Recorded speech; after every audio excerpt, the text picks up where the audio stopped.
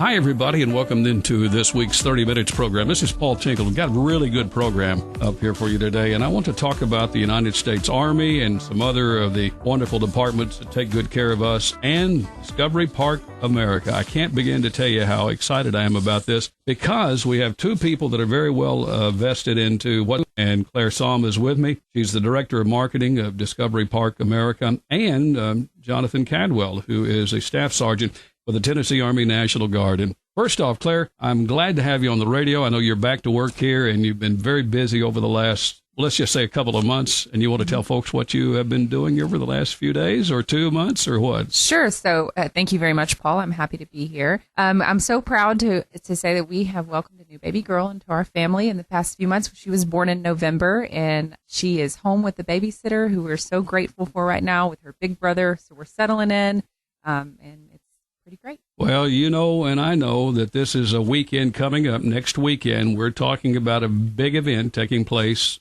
on the land of Discovery Park of America. So Military Expo is coming up next weekend, March 14th and 15th. And we just can't wait to share all about the event and the really unique. This is one of my favorite events that we have of the year because it is centered around education and education in a topic that you don't ordinarily see every day. Well, before we go too deep in talking about the event, let me just talk about Discovery Park of America. What is DPA? Discovery Park, as many people know, was originally a dream of Robert Kirkland, and that dream came. It has been a very successful dream, and Discovery Park has been open almost 12 years now, and I'm proud to work there. I'm proud of the mission that we have, which is inspiring children and adults to see beyond, which might sound simple, but that is truly what we're there for, and we do that in a variety of different ways, such as this event we're going to talk about today. Yeah, there's so much going on with Discovery Park. You got to have a ticket for 2 days, and maybe even 3. People come in, I know, by the bus load. They come in for a day, and then they go home, and then a lot of people come into town, make it a vacation week. Sure. And it is truly all about your interest. If you are a history buff, you may want to come on Military Expo and dive into the history gallery and walk through the wars, which are in chronological order, on the second level. Well, what would people want to come and see at Discovery Park America in Union City, Tennessee, when they come for the very first time? Not for the military, not for anything else. They're just walking in, and here we are. Probably one of our most famous things is the giant man slide, which it is one of the largest slides in the world, and I believe it's the largest man slide in the world. So that's definitely one of our most famous attractions. We have people who have never been down a slide like that, of all ages and all walks of life, who are able to go down that slide. So it's such a neat experience. That's what I recommend first. If you get to Discovery Park and you walk in the door, I think you go to the slide first and you have a little bit of fun. And then I would go to the tower. And on a clear day, maybe not, maybe with the weather we've been having here lately, might be questionable, but on a clear day, you can see 15 miles from the tower. Mm-hmm. It's a beautiful sight. Mm-hmm. And there's so many things to do. What do people do at DPA? So we have many different galleries inside that are you can pick on based on your interest. You know, I've talked about history.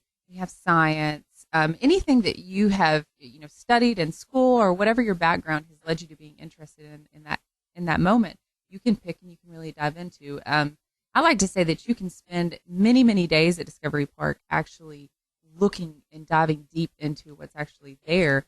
But a lot of people are just able to hit the high notes, and which you can do in 2 days.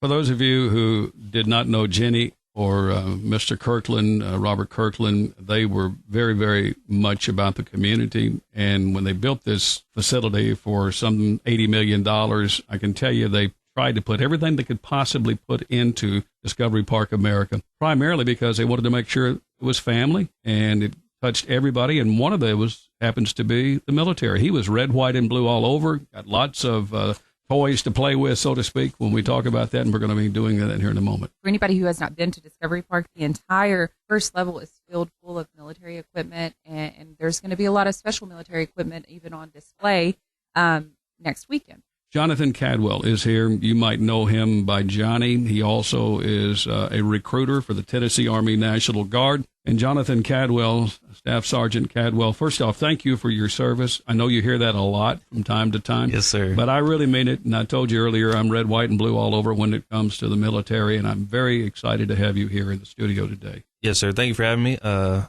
just love serving and love helping the community. and I'm just happy to be here. How'd you get into the Army? Whenever I was 17, I went and talked to all the military recruiters. Went and talked to the Marines, active Army, and Obion County Fair. I ran across the National Guard recruiter with the rock wall that used to be there. And he was like, well, why don't you just come learn about the National Guard and learn how we serve the state and the community? And so I was like, okay, I'll give you 10 minutes and let's hear about it. And I just found out how much we help, like the floods, the tornadoes, all of this relief that we're able to do and still have a life outside the military. So my civilian job, I was a diesel mechanic for 9+ years. And then I started recruiting 7 years ago, and I absolutely love it. I've helped over 60 people join the National Guard, and a lot of them have gotten college degrees thanks to our benefits and all of our college tuition stuff and everything like that we have available. If you want to see the world, the United States Army is a good place to start. You want to tell us about your history? Yes, sir. So first time I was on a plane was going to basic training, and that was in 2009.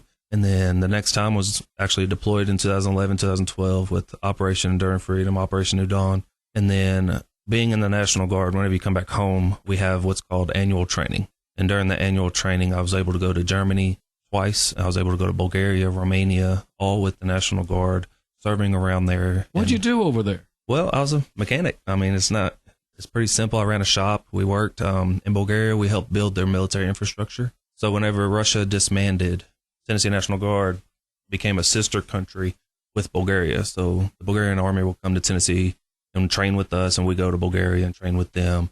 And it's just a nice relationship that we have with them. You had that passion to serve. That's why you're out recruiting young men and women to be a part of the National Guard. Yes, sir. I love it. Have you met General Ross? Yes, sir. I have. I've met him in How about passing. Adjutant General Skate? So you've met him too? I met his brother. I haven't met him yet.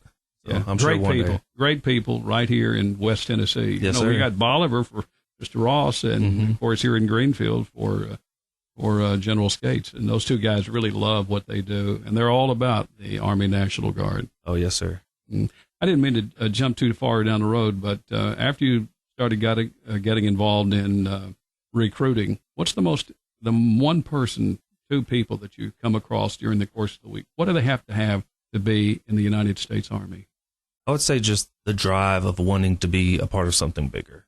I'd say if they have that, then the qualifications, the being able to serve, people can adjust. People can meet those qualifications. They can change or anything like that. But they got to have the ability to or desire to want to be something better. You just tuned in. That's Staff Sergeant Jonathan Cadwell, Tennessee Army National Guard, and the Director of Marketing for DPA, Clare Saum. So this is a weekend coming up here, one weekend from this one, and you got all kinds of big toys. Yes, sir. I call them toys. These are the biggest guns, and what's coming on starting this as you start to pull this together? So we have the 913th Engineer Construction Company here in Union City. They're going to bring out of equipment. I think we're going to bring some scrapers, anything that we can drive there, and we don't have to haul it to get a haul permit. We're going to bring. We got military police. They're coming with the MAT-V, which is similar to an MRAP. And then the big ticket item, obviously, is the Black Hawk. And that's all weather dependent on that one because windy like today, it probably won't happen. But that's a Sikorsky, is it not? That's what I'm told. I don't know. I have no clue. Aviation is not my thing. If it's a diesel engine, I can hook you up. But well, what will people see when they come into the park? So coming in, I think we're going to stage some equipment right there on the hill, and then we're going to probably put some equipment right there in the turnaround point whenever you come up around the fountain. And then in the backside, where I have the Black Hawk, we're going to have the MAT-V from the military police. We're going to have all sorts of engineering equipment, and then we're going to try to bring as many toys as we can. Yeah, we talk about a lot of the things that go into this, but there are Civil War artifacts that they can see. Is that not right? Absolutely. There is several different wars that you can dive into. Many different artifacts that are on display in the second level for anybody who's coming in. If you come into Discovery Park and go to the left and just kind of venture through, you can spend all day there. It's a very quiet place. And one of the things that I've been paying attention to is the City-class ironclad warship that's going to be there, the World War I artifacts, a military living history theater, and there's a Mark I tank replica. And you don't get to see those kinds of things around here. As a matter of fact, nobody probably has seen them unless they've been to Discovery Park because this is where they show up, And that's the thing that people probably get the best education, and that's to look back on history.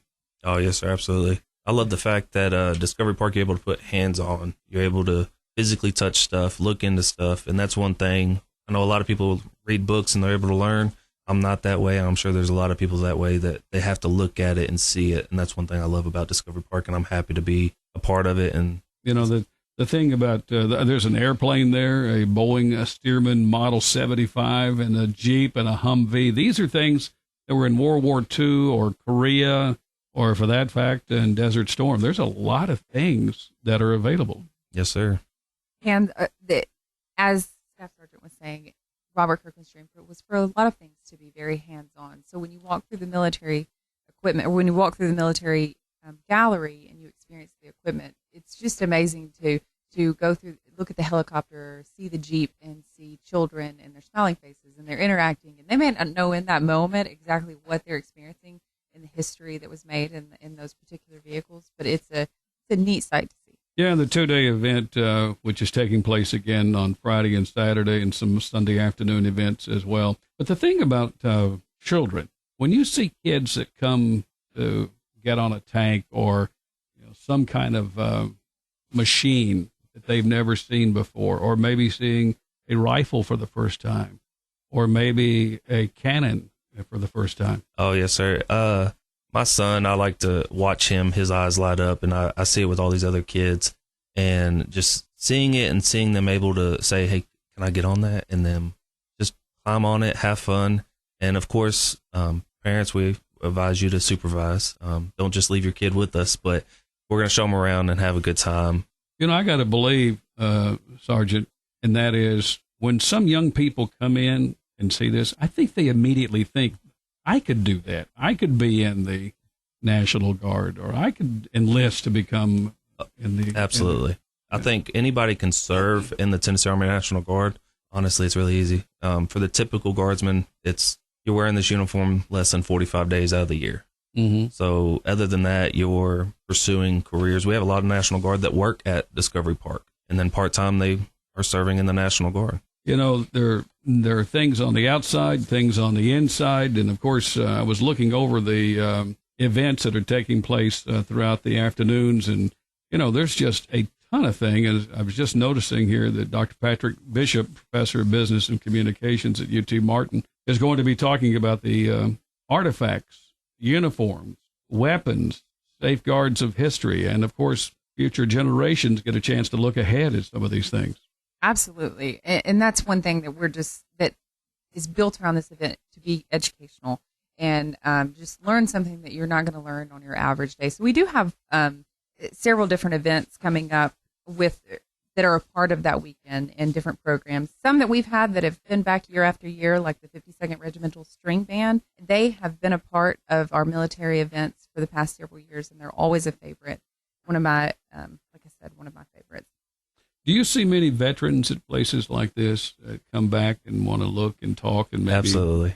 Tell me about that. So a lot of veterans, they bring their kids. Their kids are interested in it. So veterans particularly don't talk about their service most of the time.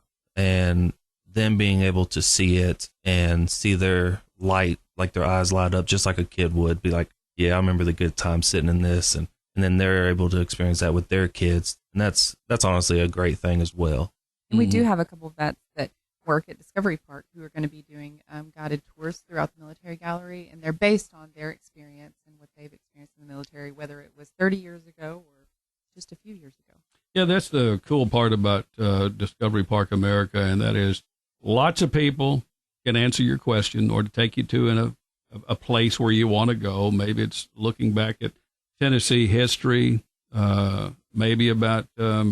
Gosh, I don't know. You tell me what's the historical part of Discovery Park America. Oh, there's so many different pieces of history in Discovery Park that, even I, who've worked there for several years now, don't know every detail of history into Discovery Park, but there's so many pieces.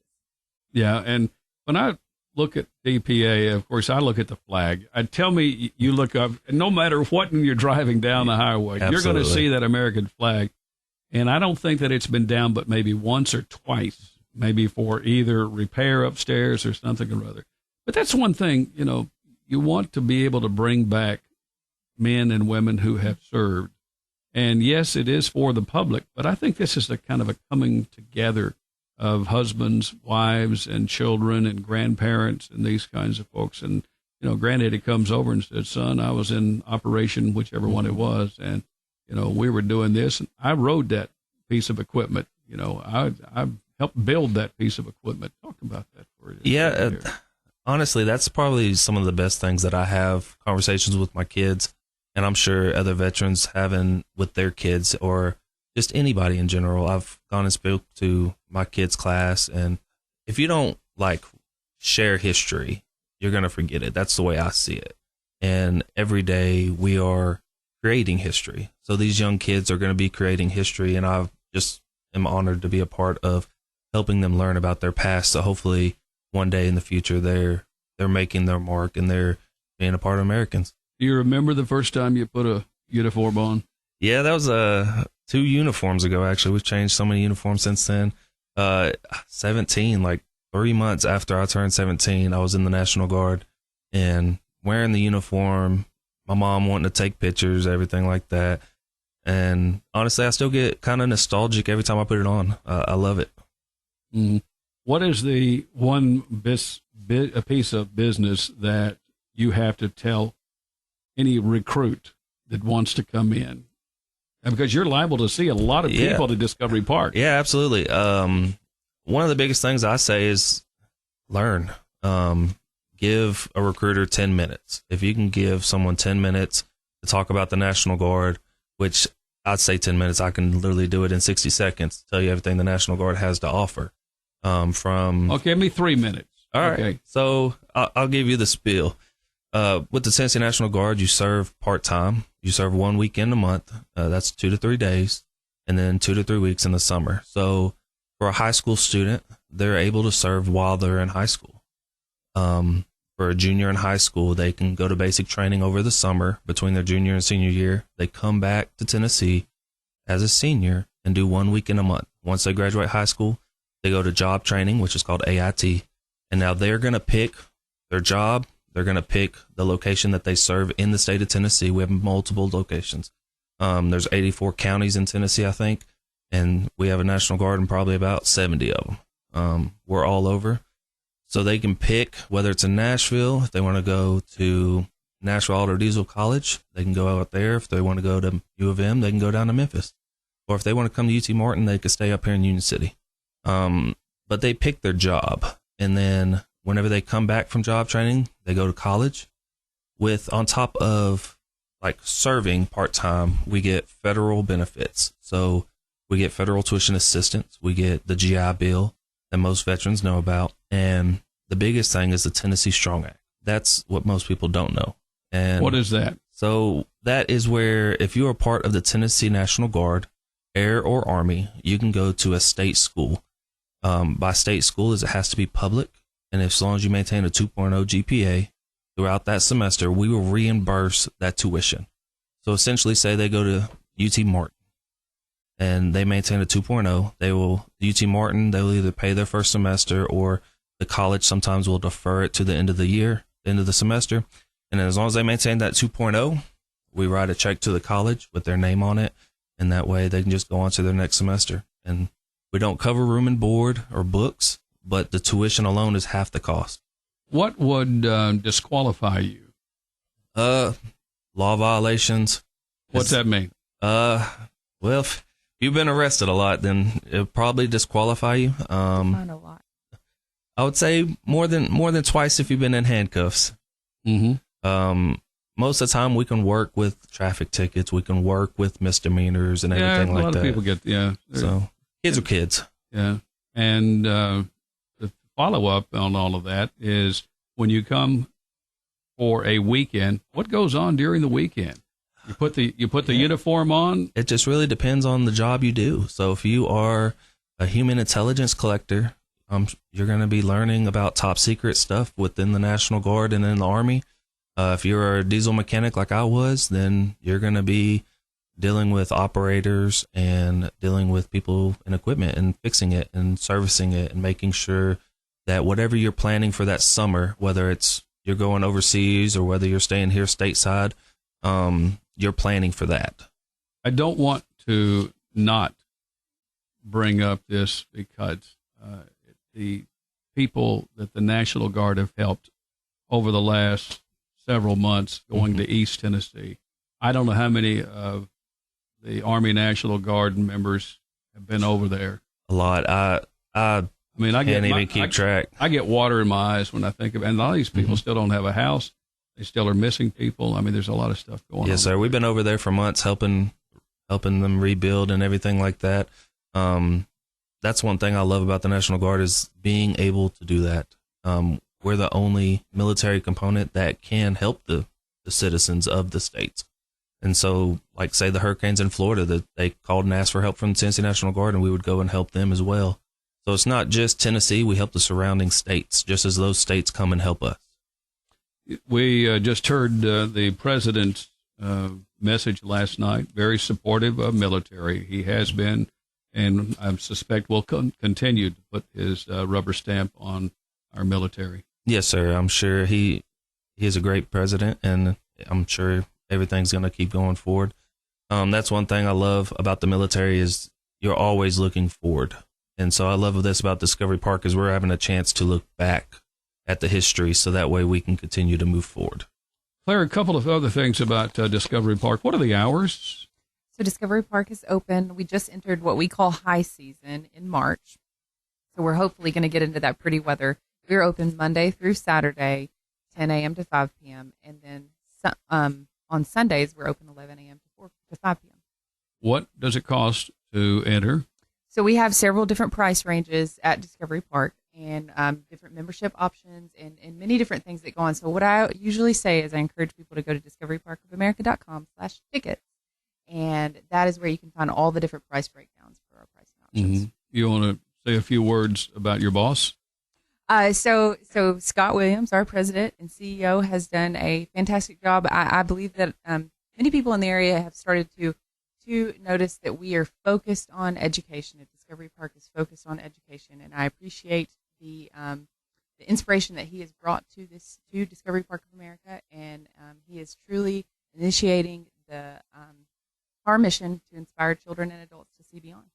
That's the thing. You got to have real good leadership. And while we're on the subject of DPA, we should also give you a moment to talk about the board. It's a lot of people that are on that board. I'm not going to ask you to name every one of them, but there's a lot of board that oversees what goes on and recommends and gets things out there, such like this program that we're talking about.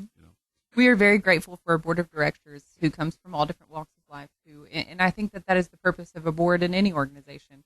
They come from all different walks of life, and they use their experiences to see how we can make Discovery Park of America better.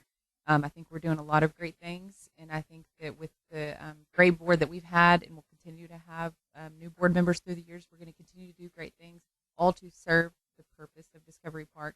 And what's unique about Discovery Park is the area that we're in, and I believe that Robert Kirkland, if we could talk to him today, he would still stand on why, because so many people, and I'm sure you've heard people ask this, wonder why Discovery Park is in the location that it's in. But it's because the impact is so huge for the area that we're in, even though we're in a very rural area. So it's just all part of our mission, as I've mentioned, and the people who come together to make that happen. It's just an amazing thing to see.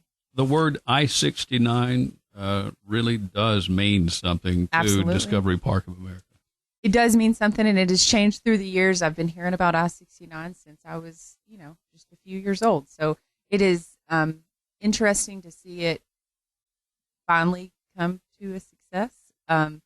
We opened, I think it was last February. So there's cars running behind us every day, and that is a special sight to see. And now we're used to it. Before, when we would come up to the tower, there were no cars. So we look forward to the growth of I-69, and we look forward to seeing how that will impact us further. Currently, I don't believe that we have had a huge impact from the opening, but I think as I-69 grows to completion that we will. Clare Saum, along with Mr. Jonathan Cadwell, Staff Sergeant, he's the Director of Marketing. I've got to ask, before we hang up here, we've got a few minutes to go, did the flood have any effect on Discovery Park of America 3 years ago when all this water got out? or did it just get into the pond? I always kind of wondered. We were not affected by a flood, no. Mm-hmm. And the good news is it was built up strong enough or high enough that and I guess that's another one of those things that Sure. that Mr. Kirkland and Miss Jenny both said, we got to make sure that we don't have any water running. I always tell my family that if there is any sort of disaster in our area, I hope that I'm at work. But I also hope my family's there because I believe it's the strongest building in the county. Probably is. And how long, what brought you to DPA? So I'm originally from here. I grew up in South Fulton, a farming family, and had the opportunity to come back with my husband, his job, he works for the Cotton Board out of Memphis. And he travels a lot, but also, both of our roots are rural, and we enjoy being in Union City. We're very passionate about the area. So I say all that to say it brought me back to family as a quick summary and all the things we're passionate about. Sergeant Cadwell, you plan to stay the rest of your life right here in Obion County since you grew up in Obion County? And yes, sir. I just Did you recently play football? No, sir. I was baseball. I'm bigger now. Believe it or not, whenever I was 16, I was scrawny and I was a center fielder that could run fast. Yeah. But no, I plan on staying out here in Obion County, and as long as the National Guard have me recruiting, I'm going to keep recruiting because I love impacting these young Americans. I'm not putting you on the spot, but I am, and it don't mean to. Why have we put a big fence around the John Tanner United Tennessee Army National Guard? Yes, sir. So that's just security. A couple years ago, you probably saw the barrier that we put out in front of the door. Over time, the National Guard is just upping its security because we are considered a state and federal facility. So we have to maintain those standards of security. There's so many people that have been in the National Guard, and I just mentioned Congressman John Tanner's name, and of course Nick Dunnigan, and I could just go along with list, and I'm not going to, but there's a big list out there of people, men and women, that have been in the Army National Guard that chose to make their home here. Oh, yes, sir, absolutely. And if you actually swing by the armory there by the Coca-Cola plant, we'll have a bunch of Mr. John Tanner dropped off a bunch of his memorabilia. We found photos back from, I think, Vietnam. We have a bunch of different stuff in there because that National Guard Armory has been around pretty much since the birth of Union City, and it's crazy the impact that it's had on this community. Well, I just wanted to add one thing that I thought was very interesting. You mentioning John Tanner and Nick Dunnigan. Both those people are very inspiring to Discovery Park, a huge part of Discovery Park. They've both been honored in our Discovery Award honorees. Awesome. And so it's just neat to see our worlds combine, and that just, I think, it ties into what the work that we're doing at Discovery Park and the work that you're doing.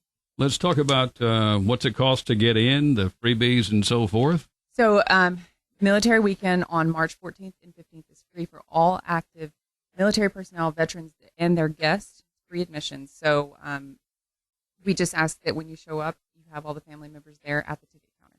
That's the requirement. And, of course, on that other side of that is the Military Expo is sponsored by Union City Coca-Cola and Dixie Gun Works. So we're out of time. I just want to say thank you so much, Staff Sergeant, and I appreciate your time and your message that you shared with us, particularly about Tennessee Army National Guard recruiting, and I hope you have hope you get your number that you look for. Hey, yes, sir. I don't really look for a number. I just look to keep continuing to help this community and helping Americans achieve their goals and aspirations. Staff Sergeant Jonathan Cadwell, Tennessee Army National Guard. You can see him this coming weekend with this very big event that's coming up.